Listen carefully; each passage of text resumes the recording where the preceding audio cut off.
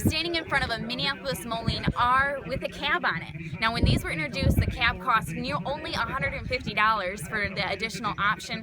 However, they didn't really take off. A farmer who purchased a tractor with a cab may have been seen as lazy or a sissy because he didn't want to be out in the elements like all the other farmers in the area were.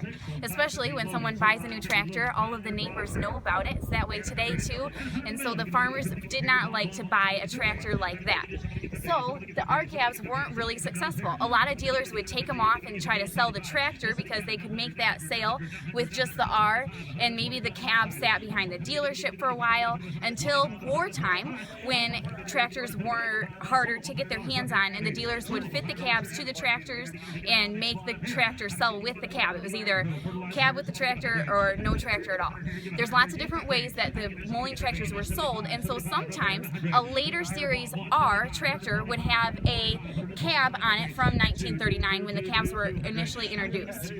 So there's really no way to tell if the cab is original unless you know all of the unique features that make the tractor and the cabs original.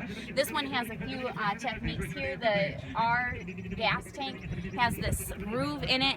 On a very early R tractor, this was smooth, and you can see that the cab kind of has a notch cut out around there to fit and to accommodate onto this tractor.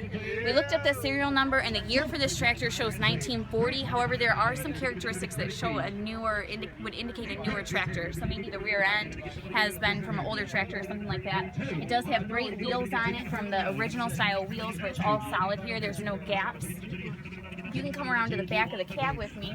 I'll point out a few characteristics here. You can see that this tractor is equipped with PTO, which is a nice option.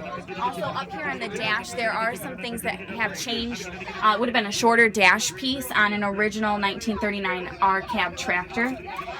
Some cool things about the cab, you can see that these windows roll up kind of like an automotive style. Also, this door is hinged here and will open and close. Really nice. So regardless if this is original or not, whoever put the cab on this tractor did a really wonderful job, and it's a nice piece of history in this tractor.